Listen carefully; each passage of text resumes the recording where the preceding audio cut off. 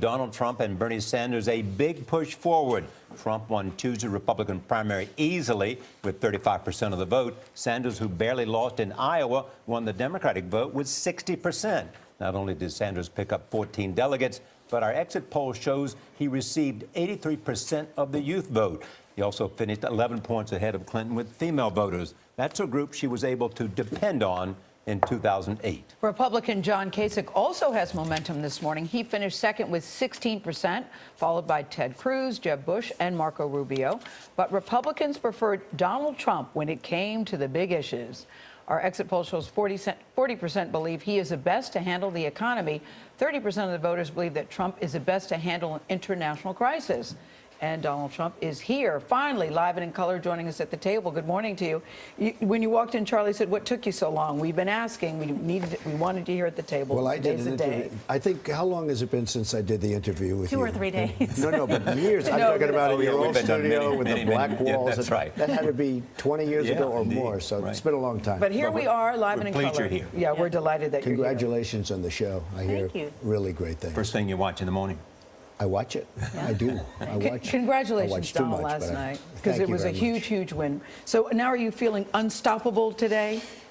No, never unstoppable. But you know, we had never a great, unstoppable. No, you never. I would never want to say that. But we had a great period of time. The people of New Hampshire have been amazing. The way they just took me in, and I've been friendly with. You know, I have a lot of friends from the area, and I thought I'd do well there. But what made the difference between Iowa and New Hampshire, do you think, for you? Well, I think we did really well in Iowa. I get no credit for it. You know, I came in second. I never did this before. I haven't been a politician. I was with Iowa for 6 months. I was a politician, and I came in second with the largest number of votes ever, except for Ted. And we had the problem with Ben Carson, who I think was really, I thought it was a very unfair thing happened to him. If that didn't happen, I would have won Iowa. So I was happy with Iowa. It did really well. It's sort of interesting. I came in second, but the one that came in third, they made him like a star. I said, what about me? I came in second. What happened to me? So, You're speaking of Marco Rubio. Yeah. All right. Why the Republican Party is hell-bent, the establishment, on stopping you? Even Governor Bush said this morning on this program, it would be disastrous if you were the nominee. Well, Jeb is a person who, you know, he doesn't have it. He spent $38 million. But he's not alone, and you've talked about him before. Yeah, I do. I the mean, Republican Party, the establishment, worries about you. Charlie, they I want can to tell stop you that I am getting so many calls from members of the establishment, people in the Republican Party that were totally against me, and they want to join the team right now. We're doing so well. And it includes Chris Christie. He called you? He didn't call to say he's going to. No, but he called you. He did call me. Yeah. And what did he say? He's a friend of mine. I mean, he's a friend of mine. He did a really good job in the debate, and he's a friend of mine. He just congratulated me. He said it was unbelievable what you've done. I mean, the numbers were fantastic. Is he going to drop out? Is it time for him to drop out? I don't know. I mean, I don't know. We talked about it a little bit. He's. But do you think it's time for him to drop out? I'd like to see a lot of people drop out. I'd like it to be a few people. Donald Actually, Trump. I'd like you to get it down to one. But that's not the question. Do you think Chris Christie should drop out? I don't know. I don't want to get into that, Gil. Right. I mean, you know, he really is. He's a friend of mine. He's been a friend of mine for a long time, and I thought he was very effective. And I was surprised he didn't do better, frankly. You had a decisive win in New Hampshire, 34%. There's a lot of candidates in the field. The 4 establishment candidates, as they're called, together gained a greater percentage of the vote than you. Since they're well-funded, do you think this will go on all the way to the convention? Well, I'm much better funded than they are. It's called my own money. I'm putting up my own money. So I'm much better funded than any of them. And when they put down Trump, they don't put down anything because I put up my own money. But by doing that, I'm not controlled by the special interest, the lobbyists, and all of these other people. And a lot of people say if they check Charlie, they check, you know, the results, they say that was a big reason I did so well. People are tired of it because these politicians are controlled by the people that put up the money. Let me speak to that. People say you have changed American politics in the way that you're going about this. Have you? And what is the way that you're going about it that makes a difference? Charlie, I've heard it so many times, and I view it differently. Somebody called up a friend of yours, a very great reporter, and said, who I just keep quiet because I don't know I'm supposed to be saying this. He said, what are the initials? What does it feel like? What are the initials? Well, I'll tell you after the show. But said, what does it feel like? And I said, what does what feel like? You've changed American politics. It's amazing what you've done. I said, I haven't done anything unless I win. And I mean, not the nomination. I mean, win the whole thing. I haven't done anything because I can't do anything about it. You know, if you're a failed candidate, even if you go to the final step, you look at some of the people that ran for president, did a good job and failed. Now, in my case, it's different because nobody's ever won as an entrepreneur, you know, New Hampshire and done as well as we've done. But I think we have a lot of additional But have you victories. changed politics?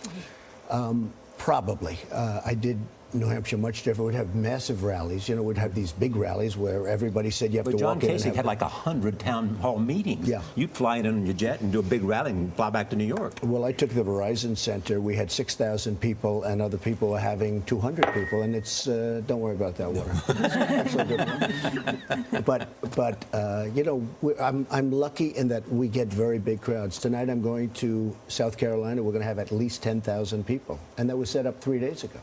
So we get big crowds. But if where's they this got big coming crowds, from? they do it that way Donald too. Trump, where's this coming from? Because I hear two schools of thought. Either people are excited about your candidacy or they're mortified about your candidacy. I don't think mortified. I mean, I think No, people I've have heard respected people what I've done mortified. here. No, well, I think people, well, they may be, you know, not happy, but mortified's a different kind of a word. Yeah, but politicians are saying they worry that they'll lose the Senate and they're worried that they'll lose the House if you were at the head of the ticket. And yet polls are coming out, and polls are showing that I will beat Hillary Clinton easily, and that I think I don't know about the other one. I think the other one is going to be very easy to win. If Bernie ever gets it, I can't imagine that's possible. He's going to charge you 95% tax. But that I would beat Clinton. And, you know, I'll do something different than anybody else. I have a chance of winning New York, Charlie. You know, you look at these politicians, they always talk about the 6 states. You've got to win this one, that one. You have to win Ohio. You have to win Florida.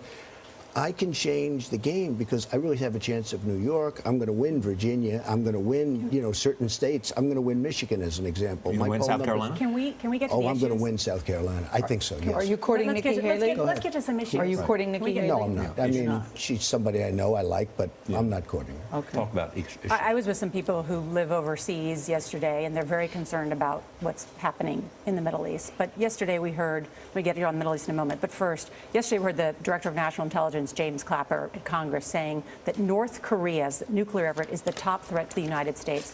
What would you do to deal with that reclusive country? I would get China to make that guy disappear in one form or another very quickly. And let me tell you, people How do you say, make him disappear and assassinate him, Let or- me just tell you, no, well, you know, I've heard of worse things, frankly. I mean, this guy's a bad dude, and don't underestimate him. Any young guy can take over from his father with all those generals and everybody else that probably want the position. This is not somebody to be underestimated. But why do we China want has China to do it? control. Why don't I'll tell we you do why. it? Because China has control, absolute control of North Korea. They don't say it, but they do. And they should make that problem disappear. China is sucking us dry. They're taking our money. They're taking our jobs. They're doing so much. We have rebuilt China with what they've taken out. We have power over China. China should do that. Now, We Iran, can force the do you Chinese know to take Iran? care of North Korea? I would force the Chinese to do it How would you do economically. that? Economically, Charlie. They're sucking the money out of us. We have a trade deficit this year with China, $500 billion. They're taking money out of our country. They're taking our jobs. They hold all our debt, too. Well, you know what? I mean, we owe them. Think of it. They take our money, they take our jobs, they take our base, and guess what we owe? We owe them $1.7 trillion, okay? But we have a lot of power over China. Don't underestimate it. So you were saying to Nora's question, you would leave it up to the Chinese. No, I wouldn't leave it up to them. I'd say, you Force got to them. do it. You got to do it. And if they Or said it's no, gonna- you would I'd do be very what? tough with them If on they trade. said no, what would you do? I would very strongly stop them from ripping. I'm going to stop them anyway to a certain extent, but maybe I'd do it a little bit more forcefully. One other thing. We make that horrible deal with Iran. The closest partner of North Korea is Iran. Why didn't we put something in there when we're making a deal and when we're giving them $150 billion? Why didn't we do something with Iran where Iran gets in and we force Iran to get in and do something with North Korea? We don't do anything. We should have, when we made that deal is a horror show. It's one of the worst I've ever seen. When we made the deal with Iran, why didn't Kerry say, look, you got to help us out. We have a problem. North Korea, he's playing around with nukes. Because nukes, that's the whole game changer, Charlie. You know, if it weren't for that, we shouldn't even be in the Middle East. But we can't take a chance that somebody plays the nuclear game. So we should have done that also. Yeah. But China, in the meantime, has tremendous power over North Korea, and they take our money. So we have power over China. Ted Cruz. Syria may be off the front pages, but the situation there is terrible. It's Still awful. dire, yeah. We have the Defense Secretary Ash Carter in Brussels convening leaders there tomorrow, including Arab states, asking them to do more. They say that we need more U.S. leadership, that we should commit U.S. ground troops. Should we commit U.S. ground troops? Well, you know, Syria is a whole different thing, and you look at what's happening. I view ISIS as very important. And I love the fact that Russia is hitting ISIS. And as far as I'm concerned, they've got to continue to hit ISIS. But you know what Russia is doing in Syria. Russia is hitting No, they're hitting the both. groups that we're backing. Sure. And why are we backing the group? We don't even know who those people are. I speak to generals. They're saying we're giving billions of dollars of equipment to people we have no. Here we go again. We're giving all of this money and all of this equipment to people we have no idea who they are. They're probably worse than Assad. I mean, Assad's no baby. He's not good. But who are the people that we're backing? Here we go again with Libya. That's President Obama's argument. Yeah. Well, I we think don't that's know good. who the weapons I will mean, fall into whose it is. hands. We have no idea. Well, why is he doing that? I mean, he's giving them a lot of weaponry, and we're backing people that want to knock out Assad. Russia and Iran, which is now a power, we've made them a power, they're backing Assad. We've got to get rid of ISIS. We've got to get rid of the people that are chopping off everybody's head. You say you have a good relationship with Putin, or would have a good I relationship think I would have a very good relationship, but who knows? So I mean, could you convince Putin to get Assad to step aside? Well, they've been trying to do that. Could I? I don't think it's that important, to be honest with you. I think, frankly, let's say you get rid of Assad or you knock out that government. Who's going to take over? The people that we're backing, and then you're going to have, like Libya, right? You take Gaddafi. Oh, we have to get rid of Gaddafi. Look what happened after we got rid of Gaddafi. Look what happened after we got rid of Gaddafi Saddam. was a mistake. It was just, yeah. To me, it was a total mistake. I mean, Benghazi was the least. Look at what's going on over there. It's a mess. Nobody knows anything about anything. You look at Saddam Hussein. We get rid of Saddam Hussein, the terrorist. It's the Harvard So of getting rid of terrorism. Gaddafi and getting rid of Saddam Hussein were both mistakes. Had we not done anything, had our politicians gone to the beach and enjoyed the sun, we would be in a lot better position than we are right now. Saddam Hussein, no good guy, but Saddam Hussein killed terrorists. Now Iraq is the Harvard of terror. You want to become a terrorist, go to Iraq. They'll teach you how, okay? Saddam Hussein was a bad guy. But, you know, one other thing he did, he blocked Iran. I mean, once you knocked out that section, all of us, and I said it in 2003, 2004, I was against the war. I said, you're going to have the Middle East is going to be a mess. They used to fight forever. They couldn't move. They go 10 feet one way, 10 feet the other. Now you have a total destabilization in the Middle East because we knocked out one of the blocks. What's the difference in your appeal and Bernard Sanders' appeal? Because they both are appealing to arguments, they seem to be receptive arguments against the establishment. Well, I think I am a little bit against the establishment, and he probably is also. I tell you, the one thing we have in common is trade. The only difference is he can't do anything about it. I can. He knows that China's ripping us, and he admits it. And he knows Japan and Vietnam, that's the new one on the block, by the way. They're ripping us, big league in Mexico.